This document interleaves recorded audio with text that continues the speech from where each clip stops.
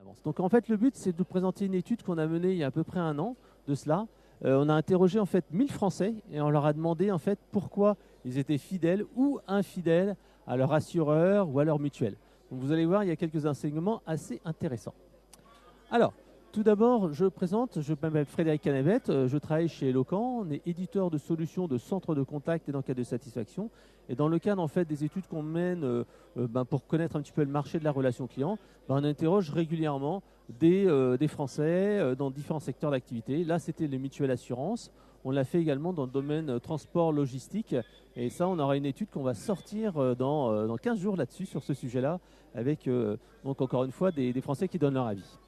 Là, donc, nous, Eloquent, on gère, on propose à nos clients qui sont dans les secteurs assurance, mutuelle, autres, de gérer leur interaction. On gère à peu près un demi-milliard d'interactions chaque année. On gère 150 millions d'enquêtes de satisfaction. Et on a des clients comme la Massif, la Maïf et la MNT ou d'autres dans ce genre-là. Donc, notre but, en fait, c'est d'aider les entreprises à mieux gérer leur interaction, à fidéliser leurs clients, mais également leurs collaborateurs via tout ce qui est enquête de satisfaction clients et collaborateurs. Donc pour cela, j'ai presque fini ma période pitch commerciale. Donc on met à disposition de nos clients une plateforme cloud d'expérience client qui regroupe à la fois la partie centre de contact omnicanal, téléphone, chat, mail, etc., callbot, chatbot, mais également la partie enquête de satisfaction client et collaborateur, et on va jusqu'à l'avis client. Et pourquoi on fait cette étude-là? Justement, c'est pour savoir qu'est-ce qui change en fait dans la relation client, quels sont les impacts et ce que l'on doit anticiper. Donc voilà, donc cette étude qui est disponible sur le lien raccourci que vous pouvez ici consulter. Donc c'est un livre blanc qu'on a sorti et qui permet de voir justement quelles sont les tendances et les attentes des clients au niveau de leur assurance mutuelle. Et donc pourquoi ils quittent une entreprise et pourquoi ils sont fidèles. Donc on a interrogé 1000 Français et on leur a proposé une première question. On leur a demandé, mais est-ce que vous êtes attaché à votre assureur ou votre mutuelle?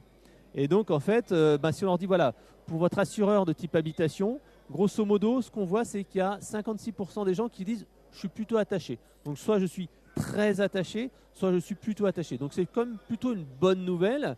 Mais quelque part, si on regarde aussi le verre à moitié plein, on peut se dire que 87% à peu près des gens n'ont pas une très bonne raison de rester avec à la fois leur assureur, leur mutuelle ou leur assureur au niveau du véhicule.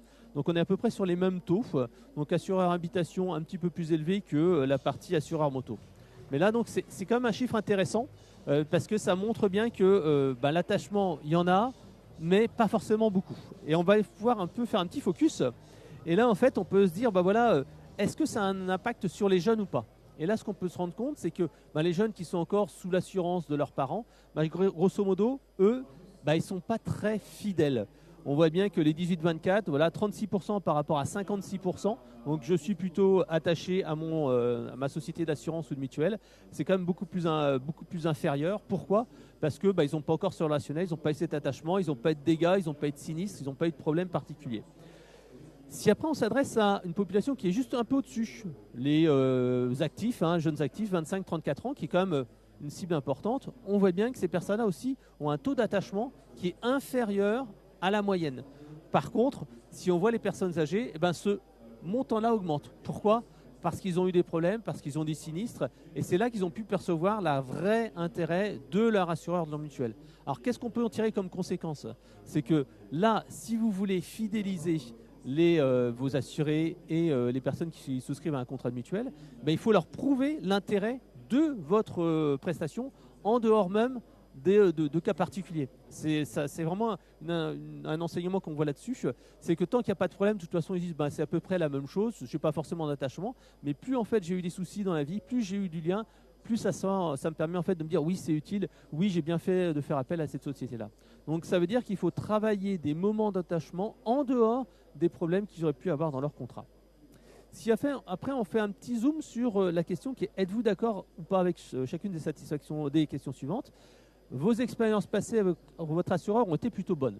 Là, ce qu'on voit, c'est que ça va plutôt bien parce que 85% disent je suis plutôt d'accord et ça se passe plutôt bien.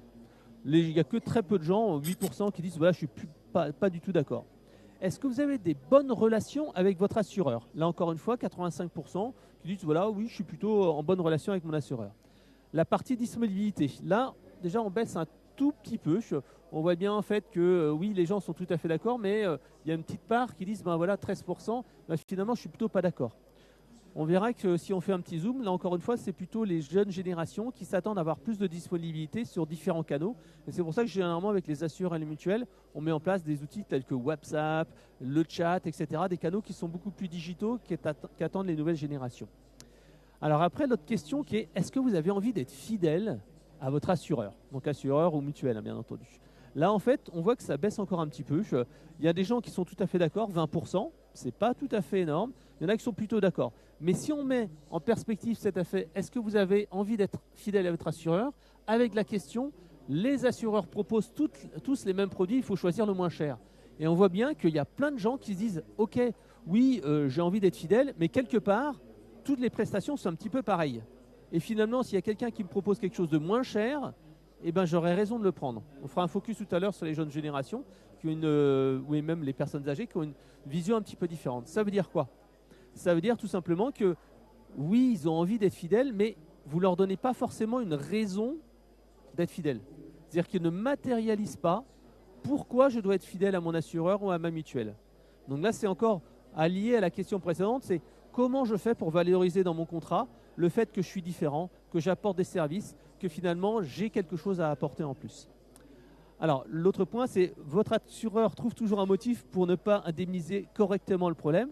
Là, c'est quand même assez étonnant, puisqu'en fait, on a quand même 13% des gens qui disent ouais, je suis tout à fait d'accord, 33% qui disent 33, je suis plutôt d'accord, et il y a également 14% qui disent je ne suis pas d'accord. Donc quelque part, je ne pense pas qu'il y ait autant de gens qui ont des problèmes d'indemnisation, mais il y a peut-être une valeur perçue ou le fait que finalement il y a un taux de garantie ou quelque chose comme ça. Je pense qu'il y a un problème de communication sur ces fameux remboursements, remboursement de mutuelle ou remboursement d'assurance. Peut-être que les personnes n'ont pas eu de sinistre ou des choses comme ça, mais en tout cas il y a une perception du fait que les assureurs ou les mutuelles ne remboursent pas correctement. Donc c'est l'état d'esprit qui en ressort. Alors si on si on se rencontre maintenant sur un petit zoom sur les populations, donc comme je vous le disais, il y a des différences quand même entre les personnes âgées et les jeunes. Vos expériences passées avec votre assureur ont été plutôt bonnes, donc en moyenne c'est 85%. Ce qui baisse un petit peu, c'est bien sûr les jeunes parce qu'ils n'ont pas eu de soucis particuliers. Si on dit voilà, vous avez envie d'être fidèle à votre assureur, 62% les 24-35 ans. Donc eux en fait n'ont pas vraiment envie d'être fidèles. Par contre, les plus de 65 ans, ils ont envie d'être fidèles. Donc ils ont vu la fidélité, ils ont vu l'intérêt. Si on se focus maintenant sur les assureurs proposent tous les mêmes produits, donc la moyenne c'est 58%, on voit que sur les 18-24 et les 25-35, eh ben en fait ce taux est beaucoup plus important parce qu'ils n'ont pas eu de sinistre. Encore une fois, c'est des gens qui sont moins malades, qui ont moins d'accidents et qui se disent mais ok, mais à quoi ça sert en fait? Donc là encore une fois, c'est la valorisation du contrat. Bien entendu, les personnes aussi qui ont des difficultés un petit peu financières, qui ont un petit peu moins d'argent, les CSP-, sont également un peu plus sensibles à cette partie prix par rapport aux gens qui ont un peu plus d'argent, qui restent dans la moyenne. Alors, si maintenant on fait un petit focus, donc voilà, c'est vraiment les jeunes générations où il y a vraiment un gap. Les 18-24 ans, on voit bien qu'il y a cette partie-là, infidélité, tous les contrats sont les mêmes. Par contre, en fait, on voit que les 65 ans, ils se disent, bah oui, les assureurs ne proposent pas le même prestation, le même service, parce qu'ils s'en rendent compte. Ils voient bien qu'il y a des différences et qu'il y a un rapport qualité-prix qui est différent. Alors, si maintenant on s'adresse à la facilité de changer. Donc là, en fait, vous avez tous vu la partie résiliation en 3 clics, des contrats, etc. Là, ce qu'on se rend compte, c'est qu'en fait, ce n'est pas une réalité dans la tête des assurés et des personnes qui souscrivent à des contrats. On voit bien qu'il n'y a que 25% qui disent qu'il est très facile de changer. La plupart des gens disent bah non, c'est compliqué, c'est pas simple. Donc en fait, 60% se disent bah c'est assez facile, mais pas vraiment. 2% qui disent que c'est très difficile. Donc ça veut dire que les gens ne sont pas conscients en fait du fait qu'ils peuvent changer. Et le jour où quelqu'un leur dira mais en 3 clics tu peux changer, ça peut changer la donne. Si après on va faire un focus au niveau des populations, on voit bien qu'il y a vraiment des grosses différences et c'est de manière assez étonnante. Ce sont plutôt les personnes âgées qui savent qu'on peut changer facilement de mutuelle ou de contrat d'assurance. Les 65% en plus disent bah oui, 92% c'est facile. Tandis que les jeunes sont uniquement à 80 ou 68%. Donc en fait, il y a vraiment un défaut de connaissance là-dessus, alors que les personnes âgées, oui, se disent, ben voilà, moi je sais et je sais que je peux changer. C'est peut-être pas non plus un sujet clé pour vous, hein. Comme je disais, ça c'est un sujet clé, mais pour les autres, c'est pas forcément un sujet clé. Alors les motivations.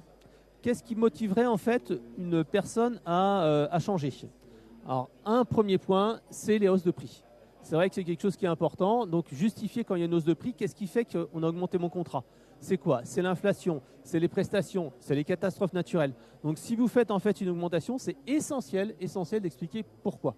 On voit aussi cette partie insatisfaction par rapport à la mauvaise gestion des sinistres. Et c'est pour ça que nous, on insiste chez nos clients de véritablement mettre en place l'enquête de satisfaction avec nos outils pour vérifier bien sûr la satisfaction, mais même après en fait le traitement d'un dossier, vérifier que ce traitement satisfait. Souvent, on se contente juste de l'enquête de SAT post-appel ou des choses comme ça, mais il faut absolument mettre des enquêtes à J plus X pour vérifier une semaine, 2 semaines, 3 semaines, un mois, ou un certain temps plus tard pour vérifier en fait que la personne est vraiment satisfaite ou pas. Voilà. Après, il y a tout ce qui est information pour les efforts à fournir pour entrer en contact avec lui. Et on va voir en fait que selon les générations, ça change aussi. Alors, les motivations pour changer d'assureur, si on fait un focus par âge, ben on se rend compte en fait que chez les jeunes, par exemple, le manque de confiance dans les assureurs, c'est quelque chose qui compte. C'est-à-dire que leur image de marque compte beaucoup parce qu'ils n'ont pas une expérience plus que ça, mais l'image de marque est importante. La mauvaise gestion des sinistres, là aussi, on voit que ça change selon les générations. Les 35-49 ans sont importants et la hausse des prix est beaucoup plus sensible à les personnes âgées. L'effet retraite, j'ai pas beaucoup d'argent, on nous manque de quelques euros, le contrat. Donc ça, c'est vraiment important. Pour les jeunes générations également, il y a la partie effort. On voit ici que les efforts pour entrer en contact avec lui, c'est 24% en moyenne. Chez les 18-24, c'est 40%. C'est-à-dire que vous n'utilisez pas les bons canaux de communication avec eux.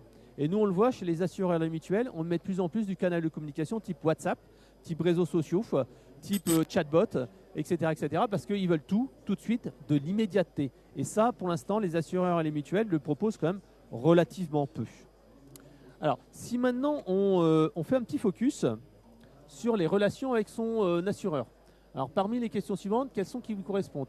Changer d'assureur vous semble plus facile qu'auparavant? Donc il y a un tiers de gens qui disent oui, c'est plus facile. Donc comme je vous le disais, la réalité du changement de mutuelle ou contrat d'assurance n'est pas entrée dans les faits. Les gens ne s'en rendent pas compte. Donc le jour où ils s'en rendent compte, ça peut faire mal. Vous avez changé d'assureur, donc dans les 5 ans, 23%, donc on arrive à peu près à un taux de 5% qui est un petit peu moins bon que la moyenne, mais on arrive dans des choses à peu près raisonnables. Vous négociez vos contrats d'assurance. Très peu de personnes le font. Donc là, encore une fois, si quelqu'un vient avec un aspect prix, ça peut faire mal. Vous envisagez de changer d'assureur prochainement. Là, on voit bien que dans les faits, ils se disent oui, j'envisage de changer, mais ils ont du mal à le faire. Donc encore une fois, c'est cette facilité de changement qui est un peu compliquée et c'est un message qui actuellement n'est pas beaucoup poussé sur le marché. Et vous êtes déjà renoncé à changer d'assureur pour des démarches qui étaient trop compliquées, 11%. Donc là encore, on reste dans des choses assez raisonnables.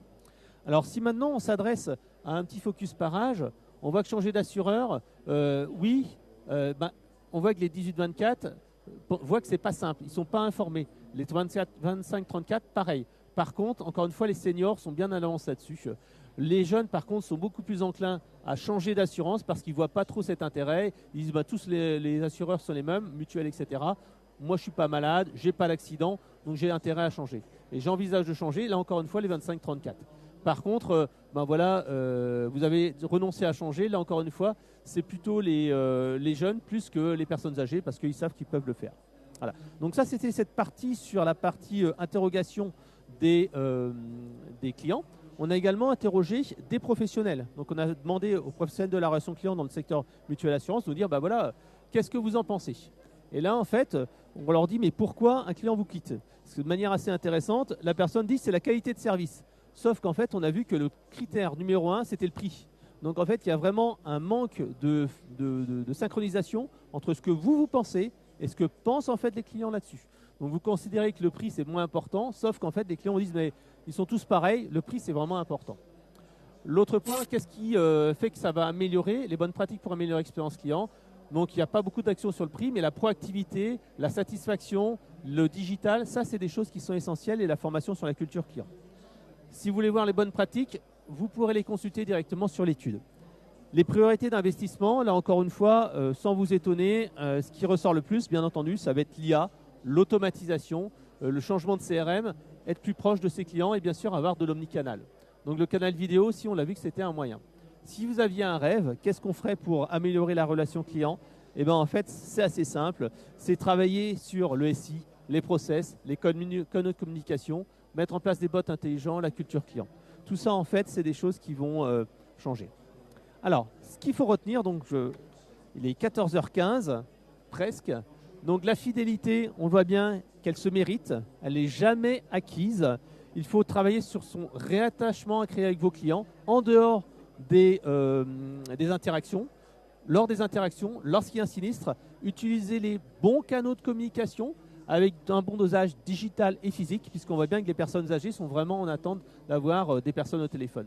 Travailler sur l'éducation, la séduction, en particulier au niveau des jeunes. Pourquoi c'est intéressant, en quoi je suis différent. Et bien entendu, la gestion du sinistre, toujours une opportunité pour créer de l'attachement. Voilà, donc j'en ai fini, il est 14h15. Donc si vous avez des questions, je suis à votre disposition et je laisse la place au prochain intervenant.